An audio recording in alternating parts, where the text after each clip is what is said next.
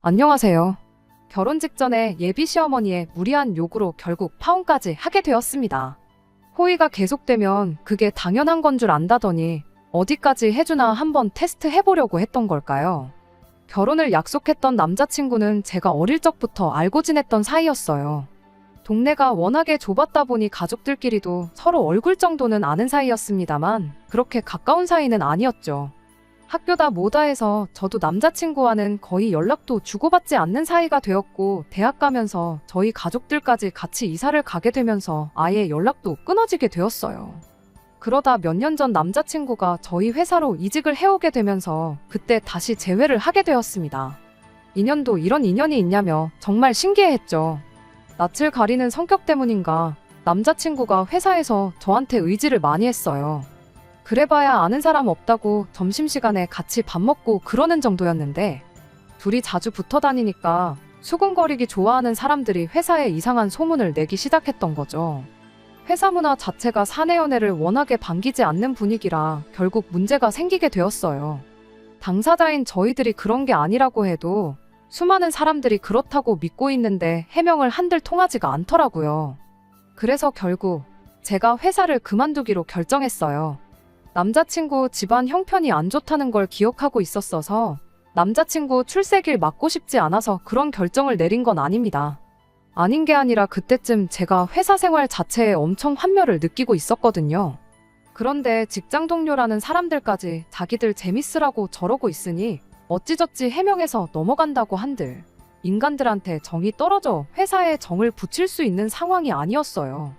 게다가 제가 마침 사업을 구상 중이었거든요. 당시 어깨너머로나마 2년 전부터 제과제빵을 배우면서 언젠가 제 베이커리를 열어야겠다 생각하고 있었고, 언제쯤이 좋을까 고민하던 때였던지라 지금이 아니면 앞으로 평생 기회가 오지 않을 거라 생각해서 과감하게 시작을 하게 되었습니다. 회사를 그만두던 날 남자친구가 저한테 엄청 미안해하는 눈치였어요. 신경 쓸 거 없다고, 오히려 나한테는 좋은 기회라고 생각하고 있으니 미안해할 거 없다고 그렇게 한마디 했죠. 물론 사업이라는 게 말처럼 쉬운 게 아니다 보니 두려움이 크긴 했지만, 망할 때 망하더라도 해보지 않은 걸 가지고 평생을 후회 속에 사는 것보다 이게 낫다 싶었습니다. 그렇게 반년 정도 준비를 하고 제 가게를 열게 되었어요.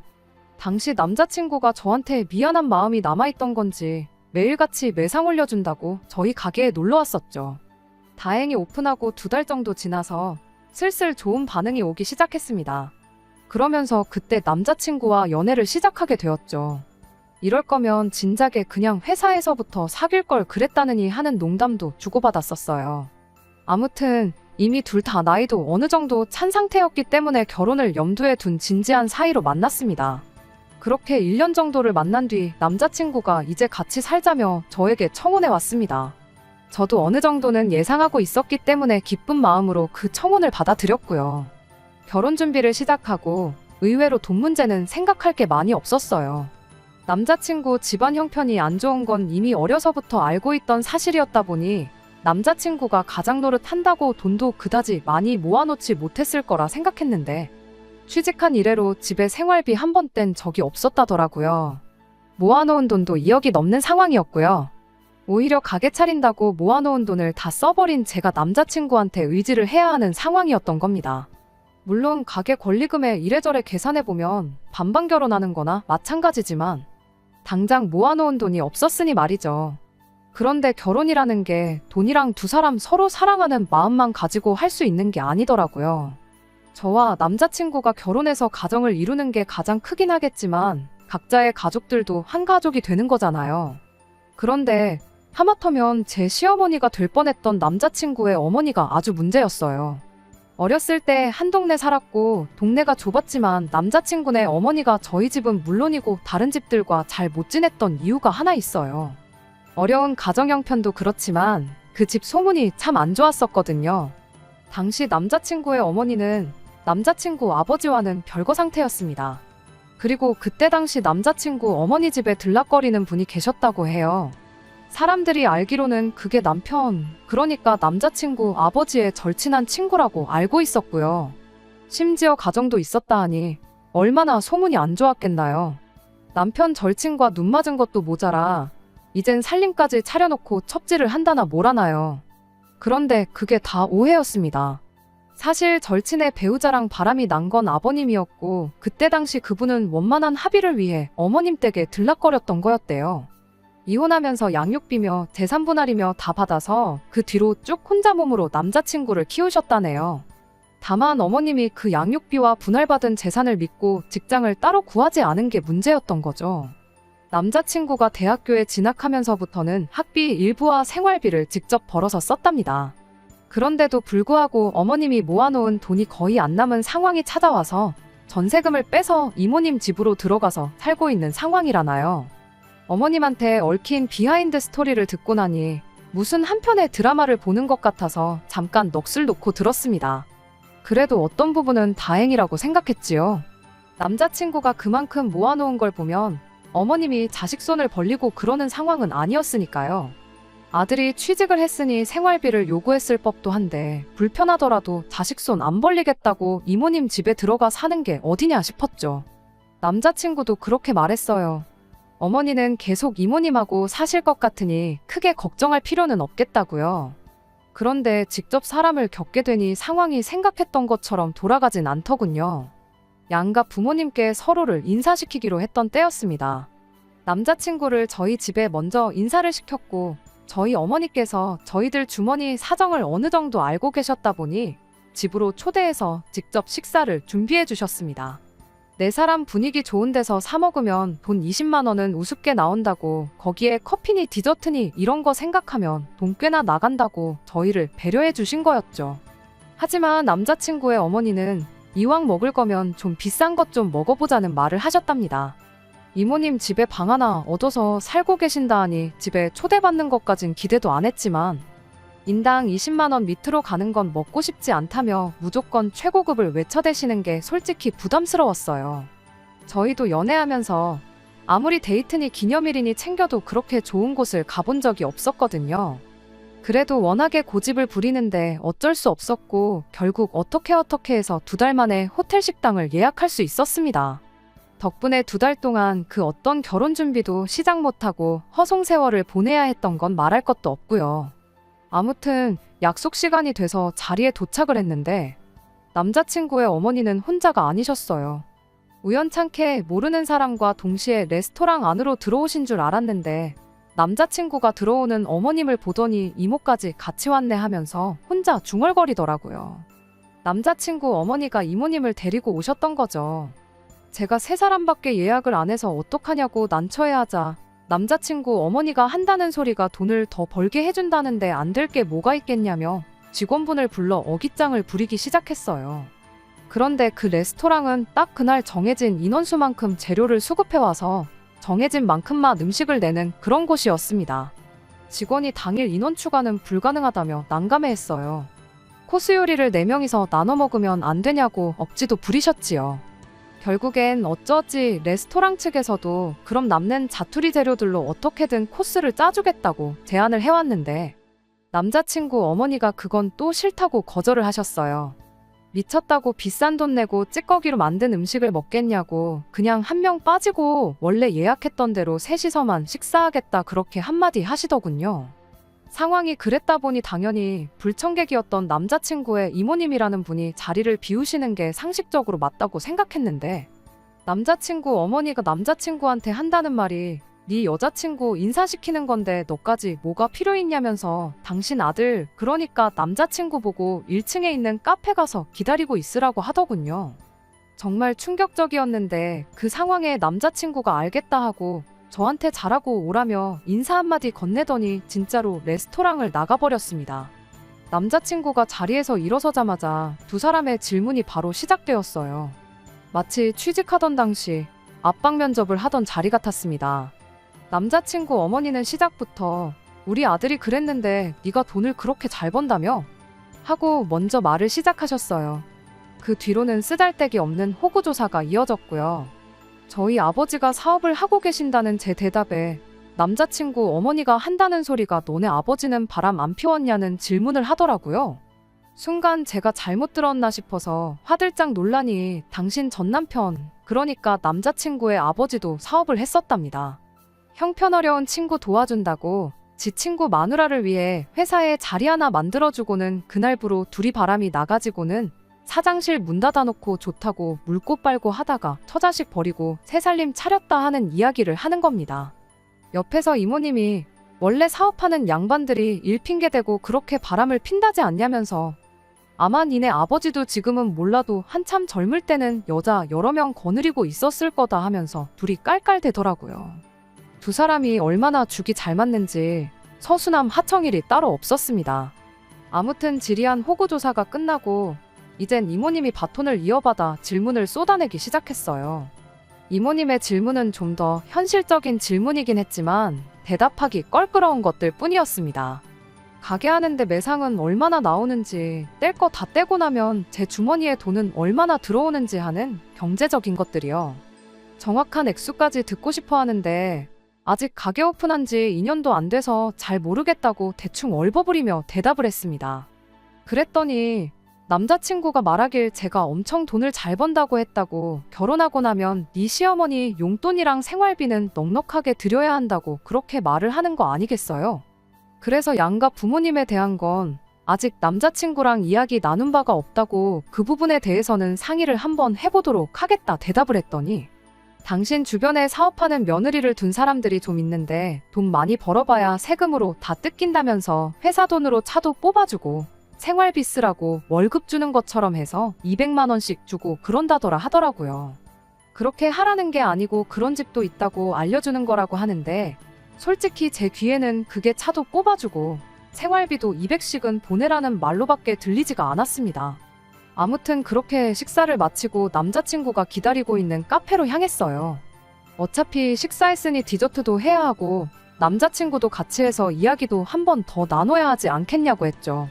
그런데 물어볼 거 다 물어봤는데 뭘 더 이야기를 나누냐며 요 앞에 백화점이 있던데 나온 김에 쇼핑이나 하고 가야겠다고 하더라고요. 그러시냐고 대답하고 조심히 들어가시라고 인사드렸는데 두 사람이 다리에 뿌리가 내린 것 마냥 제자리에 가만 서서 저를 쳐다보고 있는 거 아니겠어요? 먼저들 가시라고 가시는 거 보고 저도 남자친구한테 가겠다고 했더니 이모님이 한다는 소리가 우리 며느님이 눈치가 너무 없다고 하면서 검지와 엄지를 동그랗게 말아서는 쇼핑도 다 돈이 있어야 하는 거 아니겠냐는 겁니다. 엉겁결에 두 사람 기세에 눌려서 저도 모르게 지갑을 열어봤어요. 인사드리는 날에 용돈을 드릴 것도 아니고 요즘 누가 현금을 가지고 다니겠나요? 지갑에 보니까 비상금으로 가지고 다니는 5만 원짜리 한 장밖에 없었어요. 그런데 제가 돈이 있네 없네 말하기도 전에 둘이서 먼저 제 지갑을 쓱 보더니 현금이 없으면 신용카드라도 내놓으라고 하더군요. 사업한다면서 법인카드 같은 거 없냐고, 법인카드로 계산하면 공짜 아니냐고 그러는데 정말 어이가 없었죠. 결국 쇼핑은 나중에 제가 두 분 모시고 가는 걸로 이야기를 하고 두 분을 먼저 집에 보내고 자리가 끝나길 기다리고 있었을 남자친구에게로 향했죠. 나중이 돼서 두 분 모시고 쇼핑을 갈 생각은 추호도 없었어요. 남자친구한테 잘 이야기해서 이런 일은 없도록 했으면 좋겠다고 한마디를 하려던 참이었죠. 남자친구를 만나자마자 처음 만나는 자리부터 이건 좀 너무한 거 아니냐고 하소연을 했죠. 남자친구는 설마 두 분이 진심으로 그랬겠냐며 제가 마음에 드니까 장난을 치신 거 아니겠냐는데 같이 자리에 없었으니 어땠는지 감이 안 오는 건가 싶었습니다. 아무튼 마음에 드셔서 그런 거라니 그렇게 알겠다 말하고 아무리 그래도 이런 모습은 또 볼 일 없게끔 부탁한다고 했어요. 남자친구는 제 말에 조금 언짢은 듯한 표정을 짓기는 했지만 장난도 받아들이는 사람 나름인 거니 말씀은 드리겠다 대답을 했죠. 원래는 겸사겸사 그날 같이 영화도 보고 놀다 오려고 했는데 기분이 영 아니어서 저는 그냥 집으로 돌아왔습니다. 집에 와서 저희 부모님께도 그날 있었던 일을 이야기했죠. 그러다 두 분이 결론을 내신 게 아무래도 제가 가게 차린다고 모아놓은 돈이 거의 없다는 사실 때문에 그러는 거 아니겠냐는 거였어요. 말인즉슨 남자친구가 2억이나 모아놓은 상황에 아무리 가게 차려서 가져간다지만 그건 재산이라기보다 생계수단이니 두 사람한테는 와닿지가 않는 거 아니겠냐는 소리였죠. 여지껏 아들한테 돈 한 푼 타서 쓰지 않았지만 아들이 결혼해서 가정을 꾸린다면 상황이 달라질 수도 있다는 거예요. 이대로 결혼했다간 주도권이고 뭐고 하나도 없이 시어머니가 달라는 대로 퍼주고 살 수도 있지 않겠냐는데 아닌 게 아니라 저희 부모님께서 안 그래도 제가 결혼한다고 집을 하나 해주고 싶으시답니다. 수도권에 5억짜리 아파트 하나 알아본 게 있으시다고 그거 해가면 그쪽 집에서 아마 찍소리도 못하지 않겠냐는 소리였죠. 원래는 모아놓은 돈 없이 가게 하나만 가지고 결혼을 할지언정 부모님 도움을 받을 생각은 없었어요. 그냥 형편 닿는 대로 남자친구 돈으로 전세 하나 구해서 차츰차츰 집을 넓혀나갈 계획이었죠. 남자친구도 자기 혼자 힘으로 다 해가는 건데 저도 똑같이 그러고 싶었거든요. 그런데 막상 해주신다니 귀가 솔깃하긴 하더라고요. 부모님께선 그냥 해준다는 집 받아다가 그 집에 살림 차리고 주도권 잡고 살라고 하셨는데 그렇게 되면 남자친구가 모아놓은 돈 2억이 그냥 놀게 되는 거나 마찬가지다 보니 차라리 그럼 두 사람 돈을 합치고 대출도 좀 받아가지고 아예 신혼집을 강남 인근으로 구하면 어떨까 하는 욕심이 생겼습니다. 그 편이 미래의 투자 가치도 있고 여러모로 제 가게나 남자친구 회사까지 접근성 면에서도 훨씬 좋았으니까 말이죠. 남자친구한테 전화로 이런 상황을 말해주고 어떻게 생각하는지에 대해 물었어요. 남자친구는 잠시 대답이 없다가 이런 이야기는 전화로 하는 것보다 만나서 이야기하는 게 좋지 않겠냐며 주말에 잠깐 가게 맡기고 시간을 낼 수 있느냐고 물어보대요. 그래서 그렇게 자세한 건 만나서 정하기로 이야기를 했습니다. 주말이 돼서 약속 장소에 제가 먼저 도착을 했는데 그런데 남자친구가 어머님은 물론이고 이모님까지 같이 모시고 온 거예요. 그 두 분 때문에 조심히 이야기를 나누고 싶었던 건데 이게 무슨 상황인가 싶었죠. 뭐 밀당한다고 주거니 받거니 할 것도 없었어요. 돈 합치고 대출받아 더 좋은 집 구하자는 건 이미 안중에도 없는 이야기였거든요. 두 사람은 자리에 앉자마자 다른 말도 꺼내지 않고 다짜고짜 너네 집에서 집을 해주면 그 집에는 당신들이 들어가 살면 참 좋겠다며 밑도 끝도 없이 본론부터 꺼내왔어요. 저희는 원래 계획한 대로 당신 아들 돈으로 집 구해서 거기서 일단 시작을 하라는 겁니다. 그러면 당신들이 저희 집에서 해준 집에서 몇 년 먼저 살다가 적당한 때가 오면 다시 집을 바꿔주겠다고 하는 거예요. 그게 무슨 소리냐 했더니 찬물도 위아래가 있는 법 아니겠냐며 좋은 집에 당신들도 한번 살아보고 싶다는 말이라고 하더군요. 젊어서 고생은 사서도 한다는데 부모가 해준 집에서 시작하고 그러면 인생 힘든 거 몰라서 나중에 패가망신 할 수도 있다나요. 그러니 그게 이제 새 출발을 하려는 저희들한테 줄 수 있는 마지막 인생의 교훈이라는 말도 안 되는 소리를 하는 겁니다. 다른 것보다 가장 열받았던 건 남자친구의 반응이었어요. 두 분을 모시고 왔다는 것부터가 이미 이런 이야기가 오갈 걸 알고 있었다고 생각해요. 아마 같이 상의하고 정하고 왔던 거겠죠. 설령 몰랐다고 해도 이야기 시작하자마자 누가 들어도 얼토당토하는 소리가 오가고 있는데 제정신이면 그게 무슨 소리냐고 제 편을 들면서 반대를 했어야 하는 거 아니겠나요? 그런데 그러긴커녕 어른이 먼저 좋은 집 살아봐야겠다는 소리에 고개를 끄덕이고 있는 꼴을 보니 내가 얼마나 이 남자를 사랑했고 결혼에 얼마나 진심이었다고 한들 이 결혼은 할 게 못 된다는 결론에 다다르게 되었습니다. 사실했다면 진작에 처음 인사드리기로 했던 날 아니 비싼 밥 먹고 싶다고 2달이나 걸려서 가게 예약할 때까지 자리도 안 만들고 그랬을 때 진작에 알아보고 파혼을 했었어야 했는데 때가 늦어도 너무 늦었구나 싶고 제가 너무 결혼이라는 두 글자에 정신이 팔려서 봐야 할 것도 제대로 못 보고 찍어 먹어보고 나서야 그게 된장이 아니라 똥이라는 걸 알아버린 거죠. 그래서 그 길로 그냥 자리에서 일어났어요. 남자친구는 그런 저를 보고 뭐 화장실이라도 다녀오려고 하고 묻더라고요. 그래서 그렇다 대답하고 그냥 그 길로 가게로 돌아갔습니다. 제가 카페를 나온 지가 10분인가 지날 때쯤 남자친구가 뭐 변비라도 있는 거냐고 어른들 계시니 대충 정리하고 나오라는 톡이 왔어요. 그때면 충분하겠다 싶어서 앞으로 볼 일도 없을 거고 연락도 하지 말라고 카페도 절대 찾아오지 말고 결혼도 없었던 일로 하자고 그렇게 한마디 해줬습니다. 그제서야 상황이 어떻게 돌아가는지 파악을 한 건지 미친 듯이 전화를 걸어대더군요. 걸려오는 전화를 싹 다 무시하니 지 엄마랑 이모까지 이끌고 저희 가게까지 찾아오대요. 손님들 있는데도 남자친구는 갑자기 무슨 파혼이냐고 질질 짜고 있고 어머니란 사람하고 이모라는 사람은 아주 어른들 불러놓고 먼저 자리를 뜨는 건 무슨 싸가지냐고 성질을 부리고 있고 그래서 경찰에 전화하는 척 영업방해로 신고 좀 하고 싶다고 그렇게 한마디 했더니 경찰 상대하기는 싫었는지 그 길로 그냥 물러가대요. 그 뒤로 남자친구한테 수십 통의 톡과 몇 번의 전화가 더 걸려왔어요.